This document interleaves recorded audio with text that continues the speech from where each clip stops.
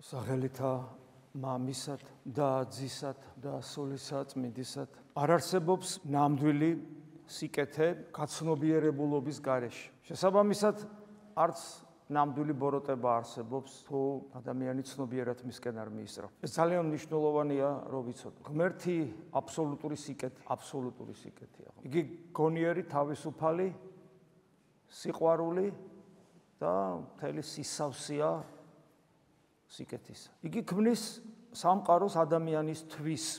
ეს არის ჩვენი რწმენა, ეს არის ქრისტიანობის მიერ მონიჭებული, მოცემული, უნიკალური სამხედველობა, რომელიც ობიექტურად სინამდვილე და ჭეშმარიტებაა, რომელმაც ადამიანი გონება მიუწვდომელ სიმაღლეზე დააყენა. თვითონ ეს გამოთქმა როგორია, ხო? მთელი ეს სამყარო მეგაკოსმოსი შექმნილია ადამიანისა. ვისაც ეცინება ამაზე, ის რა თქმა უნდა ქრისტიანი არ არის. ის აკნინებს ადამიანს და თავის გონებრივი ამპარტავნებით ცდილობს ადამიანი დააკნინოს და საკუთარი თავიც დაიღუპოს. მაგრამ ადამიანის შექმნა თავის ხატა და მსგავსად. ეს ნიშნავს იმას, რომ ადამიანს აქვს უცნაური უნარი.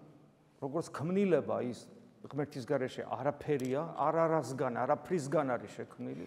მით უმეტეს ცოდვით დაცემის მერე ადამიანი ძალიან გავს ცხოველს და იმდენად გავს, რომ ხშირად შემაწუხებელიც კი არის, მაგრამ ღმერთთან ერთად ღვთაებრივ გეგმაში ადამიანი არის ღმერთის მსგავსი არსება. იმ საზომამდე, რომ იონე მოციქული ამბობს, რომ რო წარვდგებით ღვთის წინაშე, ნახავთ, რომ ისეთები ვართ, როგორიც ის არის. გესმით, რამხელა სიდიადია ეს. მაგრამ ადამიანი არის არაფრიდან შექმნილი, რომელიც უნდა გახდეს მადლით ღმერთი, ღმერთის შვილი, მადლით ღმერთი. ანუ მას დინამიკაში ვითარდება ეს. ხოლო ღმერთი მოცემულობა არის.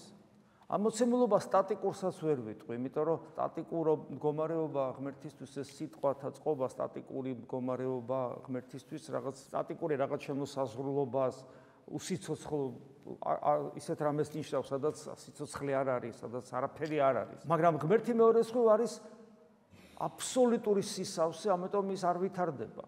შეუძლებელია, ვერაფერს ვერ დაამატებ, ყოფიერების სიდიადეა. ბუნებრივია, რომ ადამიანი, რომელიც უნდა დაემსგავსოს ღმერთს, ადამიანი, რომელიც არაფერი არ იყო და არაფრიდან შემოვიდა, ადამიანი უკვე დინამიკაში ზრდას ექვემდებარება. წარმოჩინდება ადამიანის ორი მთავარი ღირებულება, ღირსება, მოაზროვნეობა და თვითუფლებრიობა, ანუ თავისუფლება. ღვთის ბუნება აბსოლუტური სიკეთეა, მაგრამ ადამიანი აბსოლუტურ სიკეთეში უნდა დამკვიდრდეს, რადგან ის თავისუფალია, მას თავისუფლების გარეშე სიკეთეში ვერ დამკვიდრდებოდა. და თავისუფალი რადგან არის, შესაბამისად ის უნდა გაიზარდოს თავისი არჩევანის შესაბამისად. ადამიანის ერთ-ერთი უმთავრესი მახასიათებელი, როგორც კი ღმერთმა შექმნა, იყო ეს საღვთისმეტყველო ტერმინია გნომური ნება, ანუ პიროვნული არჩევანი, გასაგებად რო ვთქვა. პიროვნული არჩევანი, რომელიც ჩვენ ყველამ ძალიან კარგად ვიცით, რაც არის ეს. პიროვნული არჩევანი, რომელიც მაძლევს შესაძლებლობას გაცნობიერებულად ან სიკეთე ავირჩიო, ან ბოროტება. თუ ადამიანს პიროვნული არჩევანი არ აქვს, ის ადამიანიც არ არის. ის ცხოველია მაშინ, რომელიც შეიძლება გაწვთნა და რაღაცა დაემატოს სიკეთე ან დააკლდეს. აი ძაღლი შეიძლება ცოტა უკეთესი გახდეს, შეიძლება გაუარესდეს. მაგრამ ადამიანი პიროვნული არჩევანის მიერ უკეთესი კი არ ხდება, არამედ ღმერთი უნდა გახდეს მადლით, გესმით? აბსოლუტურ სიკეთეში შევიდეს. ეს არის სამოთხე ჩვენთვის.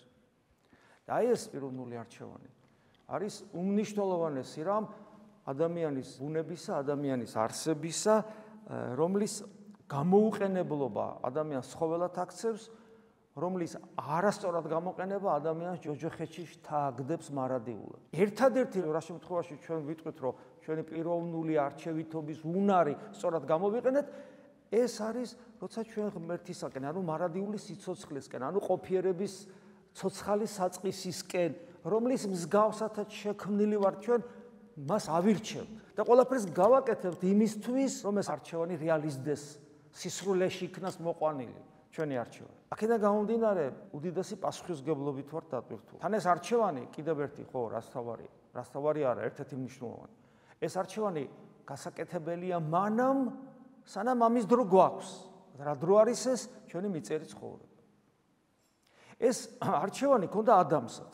ხშირად იციან ხოლმე თუ ღმერთმა იცოდა რაღაცებს ბრძნობენ რომ იქ ადამი იმას შეჭამდა რატო როგორ უნდა გაზრდილიყო ადამი როგორ უნდა გაზრდილიყო თუ არაპიროვნული არჩევანის მიერ შეიქმნა ის სრულყოფილ არსებად ხატება და მსგავსება ღვთისა მაგრამ არაფრიდან იქნა მოყვანილი ფილოსოფიურად ასე იფიქროს ადამიანმა ღმერთი არის და მეორე ღმერთი ხო ვერ იქნება არსობრივად ღმერთი შეიქმნა ქმნილება გონება მიუწვდომლად ქმნილება ღმერთი ხდება მადლით მაგრამ კიდევ ვიმეორებ ის უნდა გაიზარდოს და რადგან ღმერთად უნდა გაიზარდოს და არა ცხოველად ამიტომ ეს მისი არჩევანი უნდა იყოს და გონიერი გადაწყვეტილება უნდა იყოს ეს გონიერი გადაწყვეტილება და ამიტომ როდესაც ადამიანს ღმერთმა ცნება მისცა აქ სწორედ ეს ორი რამ იყო მისი გონიერი გადაწყვეტილება უნდა ყოფილიყო გაეცნობიერებინა რომ ღმერთმა შემქმნა საოცარ ბედნიერებაში და ადამი გონება მიუწვდომელ ნეტარებაში და ბედნიერებაში იმყოფება ცოლით შეუქმნა რომ მარტო არ ყოფილიყო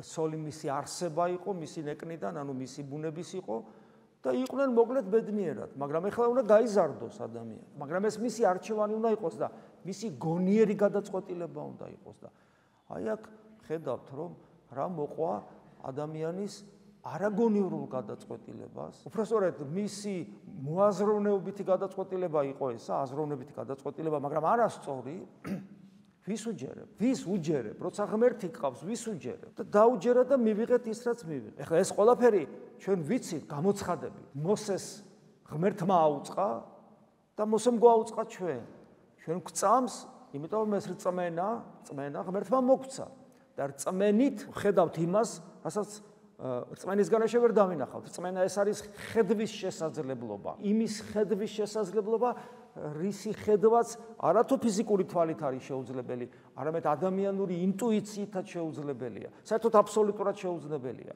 მაგრამ რადგან ჩვენ ღვთის მსგავსნი არსებანი ვართ ამიტომ ჩვენ გვაქვს კიდე შემეცნების სხვა უნარის რომელსაც რწმენა ქვია ეს ჩვენი გონების შემადგენელი ნაწილი ანუ შემეცნების უნარის შემადგენელი ნაწილია და ჩვენ ვიცით ეს რაც მოხდა 64-ში რა აუცილებელი იყო ამის ცოდნა ხო შეიძლება არ დაწერილი იყო არა ყველაფერი რაც დაიწერა ჩვენ სამოძღვრებლად დაიწერა როგორც დიდი პავლე ამბობს იმიტომ რომ ჩვენთვის ეს სამაგალითოა აი როგორ შეიძლება რომ გონიერი არსება არაგონივრულად იყენებდეს თავის უმთავრეს უნარებს, თავისუფლებას და მოაზროვნეობას ადამის მაგალითზე რა დაემართა ადამს. მართალია ჩვენ ადამში დავზიანდით და დაზიანებული ბუნებით ვიბადებით, დაზიანებული ბუნების ორი მთავარი გამოვლინება არის ის, რომ რამდენიმე გამოვლინება აქვს, ერთ-ერთი მაგალითად ის, რომ ჩვენი ხორცი ცხოველს გავს და ჩვენთვის ეს დისკომფორტია, ეს დისკომფორტი იქვე ჩანს 64-შივე.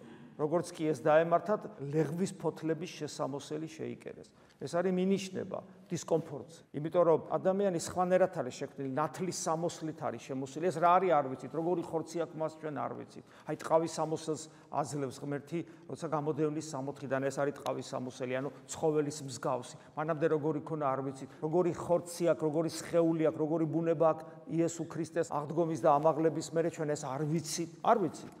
ჩვენ ეს ბუნება რაც გვაქვს, მემკვიდრეობით მოცემული, იმდენად გავს ცხოველს, რომ ხო ვიცით, რომ ადამიანები ამტკიცებენ, რომ განვითარებული მაიმუნია ადამიანები. ეს ჩვენთვის დისკომფორტია. ეს ჩვენთვის პრობლემაა, იმიტომ რომ რატოა პრობლემა? იმიტომ რომ ცხოველს თავისი მიდრეკილებები აქვს, ცხოველს თავისი თვისებები აქვს და ცხოველს გონიერება არ აქვს, გონიერება სულის თვისებაა.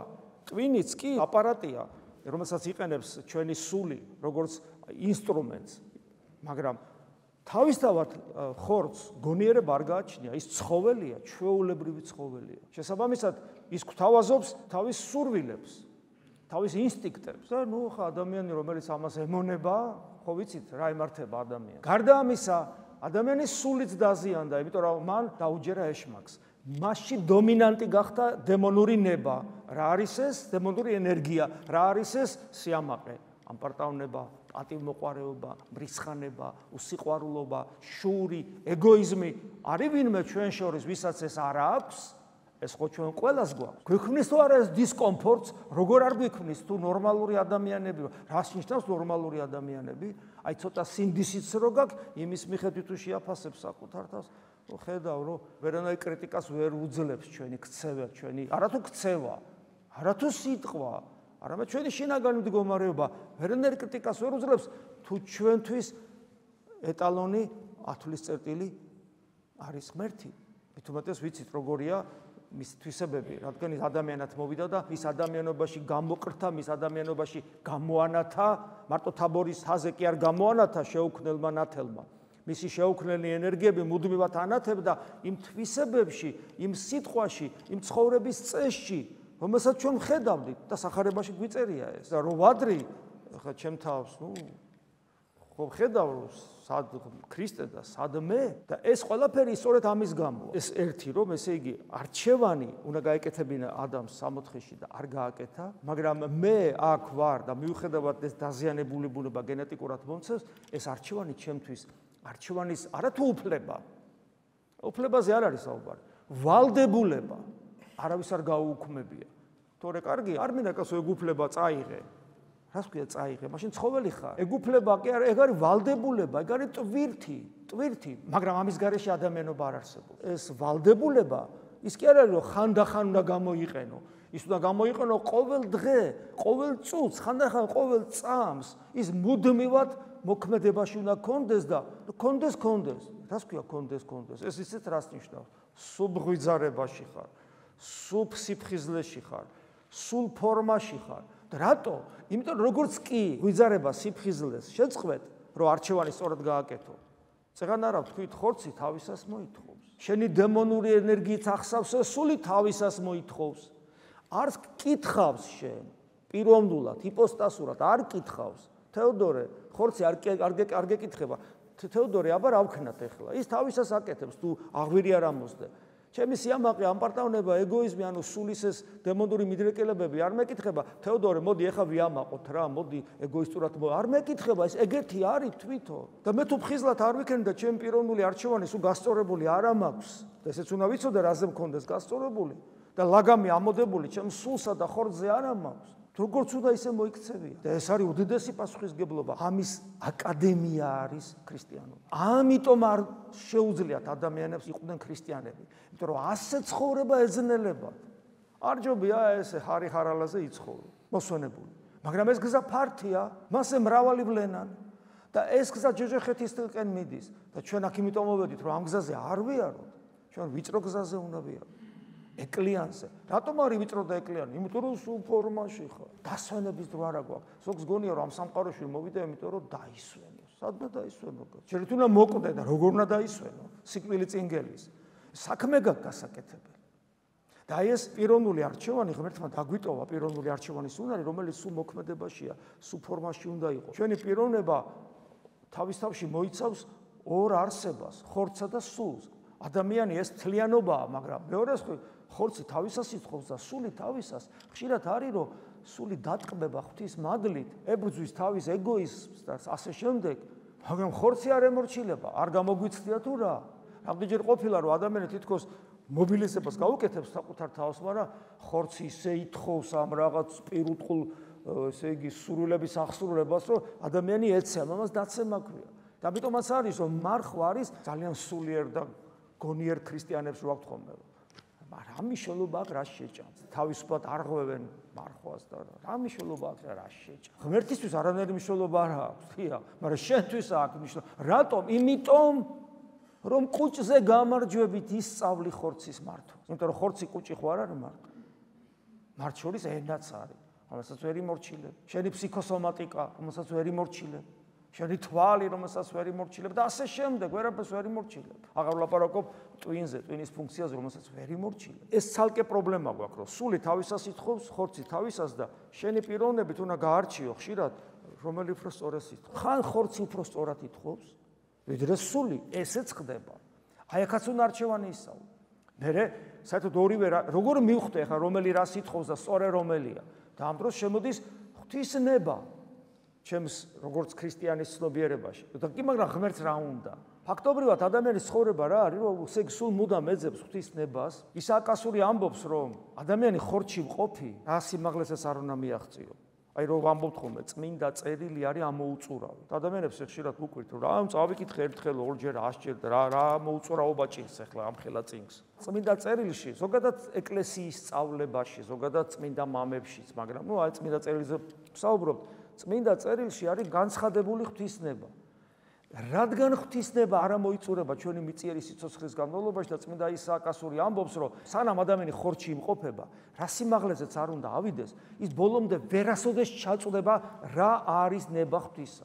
ეს არის მუდმივი პროცესი ღვთისნებაში წვდომისა და ძალიან მნიშვნელოვანია, იმიტომ რომ სანამ ესე იგი ღვთისნება თუ არ იცი და შენ ხო დინამიკაში ხარ, დინამიკაში რო ხარ, შენ რო დღეს საცდურები გაქვს, ხვალე სხვა საცდურები გექნება, ზეგს ხვა და ყოველთვის უნდა იცოდე ღმერთს რა უნდა და შენ თუ ეს არ იცი, შენ თუ მას ყოველთვის არ ეძებ, შენთვის თუ ის მისტიკურად არ იხსნება წმინდა წერილი და ეკლესიის სწავლებიდან, მუდამ მოგატყუილებს ეშმაკი. იმიტომ რომ ეშმაკი ძალიან დახვეწილი არამზადაა, დიდი გამოცდილება აქვს და ის ცდილობს შენი ცოდნის, შენი გამოცდილების შესაბამისად მოგერგოს და გაცდუნოს, გესმით? შენ ისე კი არ გაცდუნებს, როგორც გუშინდელ მოსულ ქრისტიანს აცდუნებს, არა. შენ ისე გაცდუნებს, რომ ეს შენთვის იქნება მაცდუნებელი. გუშინდელი მოსული ქრისტიანივით არ მოგიდგება, იმას ეგრევე გამოიცნო. ამიტომაც ხდება, რომ გვიკვირს ხანდახან მთელი ცხოვრება ღვაწლში გაატარა ადამიანმა და ბოლოს კატასტროფები დაემართა. რატომ? იმიტომ რომ ეშმაკმა აცდუნა. რატომ აცდუნა?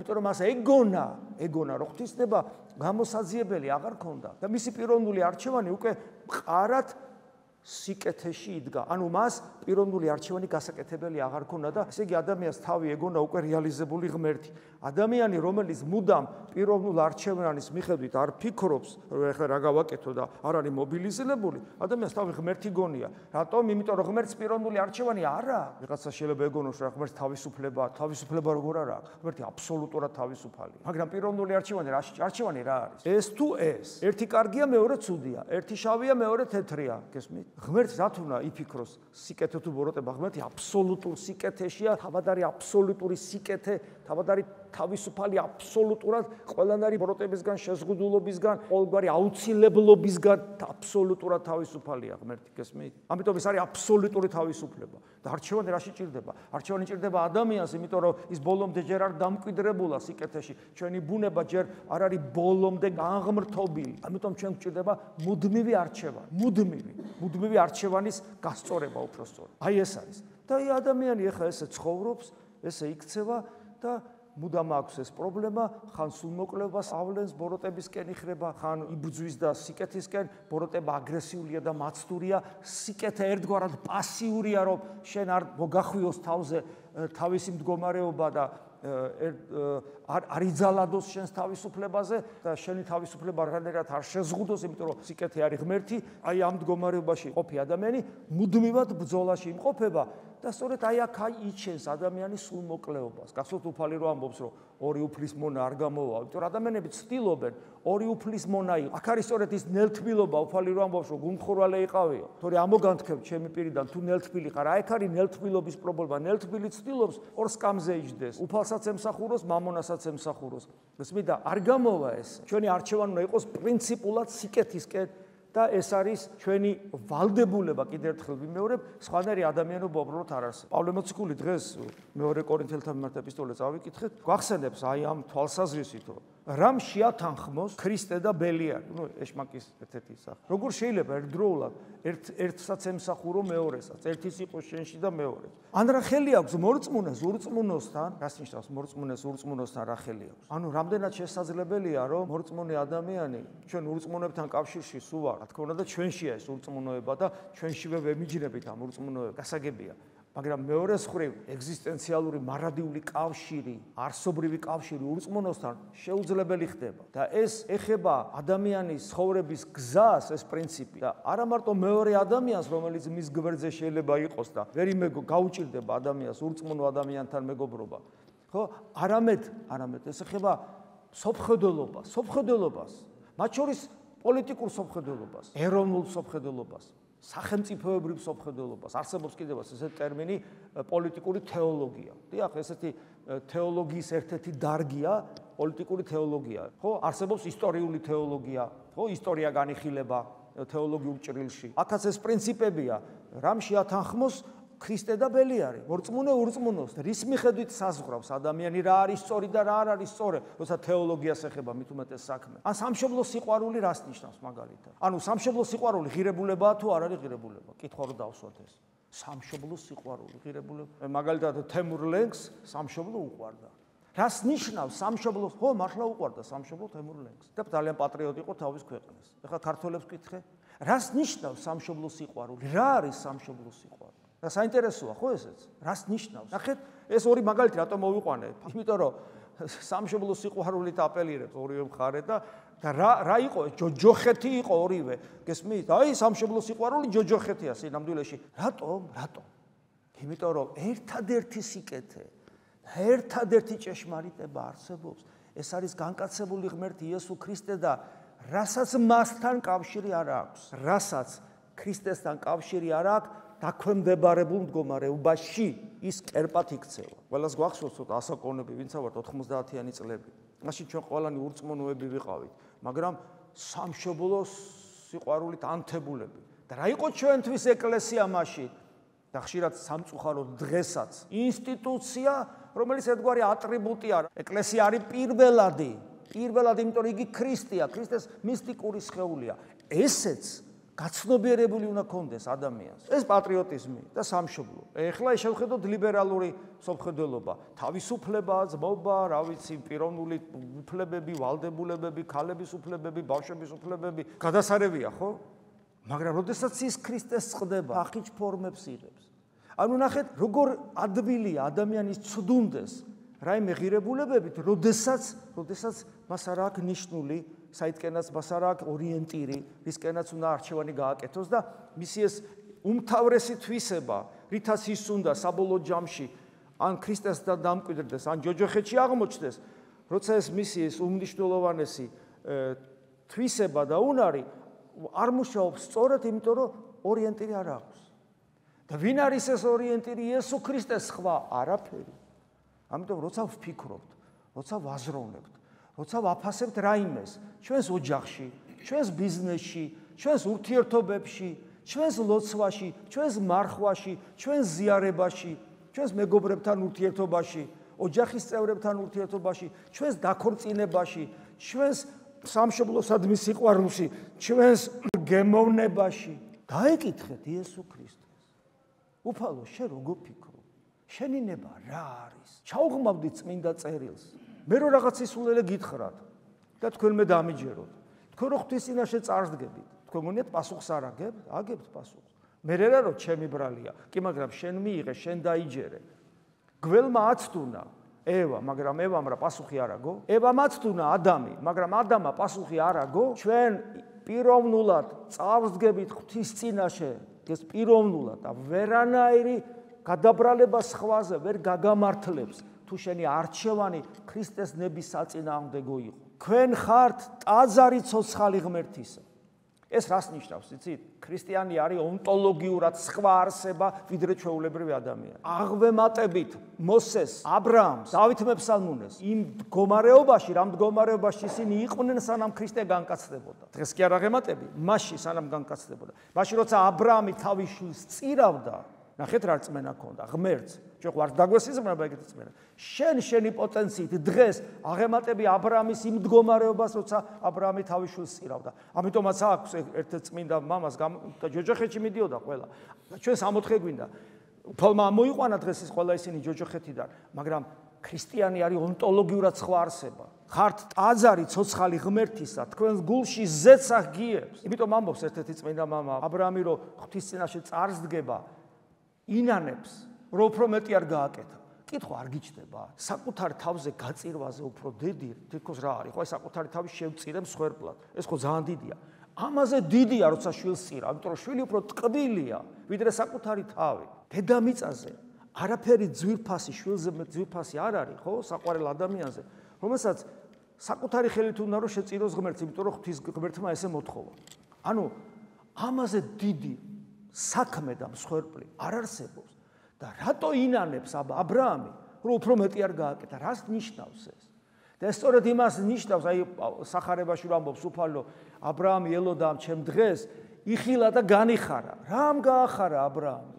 იმიტომ რომ მოხდა ის, რომ მოხდება აბრაამის არსობრივი ონტოლოგიური ცვლილება ღვთის მადლით ღმერთი უნდა გახდეს. ის სხვა არსებად უნდა გადაიქცეს.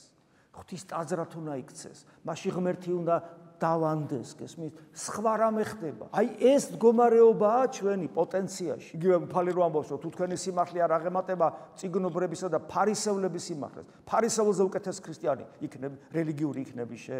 სკრუპულოზურად ყველაფრის შემსრულებლები იყვნენ. წიგნობარზე მაგარი თეოლოგი იქნები შე, მთელი წმინდა წერილი ზეპირად იცოდენ და უფალი ამბობს, არა, შენი სიმართლე მას სიმართლეს უნდა აღემატოს, თორე ვერ შეხვალ სასუფეველში. აქაც ეგ არის, სხვა არსებად უნდა გადაიქცე და ეს არსება ეს არის. თქვენ ხართ ტაძარი ცოცხალი ღმერთის, საშინელი, დიადი, galaktikების შემოქმედის ტაძარი ხართ. როგორც თქვა ღმერთმა და ამკვიდრდები მათში და ვივლი მათ შორის და მე ვიქნები მათი ღმერთი, ხოლო ისინი იქნებიან ჩემი ხალხი. ეს ღმერთი აგზელებს წინასწარმეტყველი სპირით ნათქვამი. გამოდით, გამოეყავით ვის ურწმუნოებს, ამბობს უფალი, ნუ შეეხებით უწმინდურს და მე შეგიწნარებთ თქვენ. ნახეთ, როგორი მნიშვნელოვანია ჩვენი ცხოვრების წესი, პიროვნულ დონეზე, ოჯახურ დონეზე, სამრევლო დონეზე, სახელმწიფოებრივი დონეზე, ეროვნულ დონეზე. საცოდავად რომ ცვლიან თავის ქართველობას, რომელიც ქრისტესია, ამას გულისხმობ და არა ქრისტეს გარეშე ქართველობა. ქრისტეს გარეშე ქართველი ორჯონიკიძეს იყო და როსტომხანიც იყო. არ იყო როსტომხანი ქართველი გენეტიკურად? იყო. ბაგრატიონიც კი იყო და რამე. აქ ლაპარაკია რომ საქართველობაზე საუბრობთ იმ საოცრებაზე, რომელმაც ქართველმა ერმა შემოინახა თავის თავში ქრისტეს ეკლესია. როდესაც სულიან ამ ყველაფერს რაღაცა მიწიერ გაუგებრობაში, რომელიც კუბოთი დამთავრდება და გაჭრილი სამარხით დამთავრდება, მორჩა. ამიტომ გამოდით, გამოეყავით, ამბობს უფალი, ნუ შეეხებით უწმინდურს და მე შეგიწნარებთ თქვენ. მე ვიქნები თქვენთვის მამა. ხოლო თქვენ იქნებით ჩემი ძენი და ასულნი, ამბობს უფალი ყოვლის ამყრობელი. მეტი რაღა გითხრას ღმერთ. ჩემი შვილი იქნებიო და შენ მაინც ესე იგი ფუკიანობ და რაღაც რა გინდა სხვა, რა გინდა სხვა. ამრიგად პავლე მოციქული ამბობს, რა კი ეს აღთქმანი გვაქვს საყვარელნო, განვიწმინდოთ ხორცისა და სულის ყოველგვარი მწიკვლისგან. ეს ყოველდღიური საზრუნავი უნდა იყოს. ვერ იქნები ღმერთის შვილი. არ დამკვიდრდება შენში ღმერთი, სანამ სიბილწის მატარებლები ვართ. სრულყოთ, ანუ უკვე მე ვერთვები ჩემი არჩევანით. აი აქ არის კიდევ ჩემი არჩევანი. სრულყოთ სიწმინდე ღვთისმოშიშებით. ანუ ვითანამშრომლო ღმერთთან და მაქსიმალურად ვეცადო, რომ დავიცვა ჩემი თავი. ეს არის სამოთხის დაცვა ჩემში. როგორ უნდა დაეცვა ადამ სამოთხე? დაემუშავებინა და დაეცვა. ეს იყო მისი ვალდებულება. სამოთხე სადამ აქვს მე, სადაც ზეცა მაქვს, ზეცა სადამ აქვს ჩემს მისტიკურ სიღრმეში. ანუ ჩემი ცხოვრების წესია, რომ მუდმივად ვიცავდე და სრულყოფდე სიწმინდეს, რომელიც არის ღმერთი ჩემში. მუდმივად სრულყოფდე ჩემს გულს, რომ მეტად და მეტად გაიღოს საღვთო მადლისათვის. ღვთის მოშიშებით რომ არ დავკარგო. ეს ყველაფერი რითი იწყება? ეს ყველაფერი იწყება ღვთის წინაშე გამოვლენილი თავდაბლობით. სიმდაბლე, რასაც ქვია. ამიტომაც ლუკა მახარებელთან რო კითხულობთ და ვითარც აიხილა სიმონ პეტრე, თევზები რო დააჭერინა. პეტრე უცებ გამდიდრდა. ამხელა რაღაცა უნდა დაეჭირა ერთი ბეწო და ორი უზარმაზარი ნავი გადავსებული რამის იძირება. უცებ გამდიდრდა პეტრე, წარმოიდგინეთ. და ასე რომ ყოველდღე გახდებოდა დიდგვაროვანი და რაღაც ესეთი, ხო? რა კაი მეგობარი შეეძინა, ხო? აი, წარმოიდგინეთ. აბა მიდი და უცებ გაივსო. მეორე დღეს, მესამე დღეს, მეოთხე დღეს და ცოტა ხანში პეტრე დიდი მემამულე გახდებოდა. რა კაი მეგობარი შეიძინა, გოგო გაუხარდებოდა პეტრეს. და პეტრე რას აკეთებს? ვითარც აიხილა სიმონ პეტრე რომ ეს მოხდა და იცის ადამიანურად რომ ეს შეუძლებელი იყო თუ რაღაც საღვთო ძალა არ იმოქმედებდა და მის წინაშე ვიღაცა დგას დიდი, შეურდა, მუხთა იესოსთან. ანუ ლოცვა დაიწყო. რას ევედრება, როგორ ფიქრობთ? ხვალე მეტი დამაჭერინა, აუ მადლობა რა უფალო, მადლობა. აუ რა მაგარია, ქერის ორმოში ჩავარდი. არა. განვეთ ჩემგან უფალო.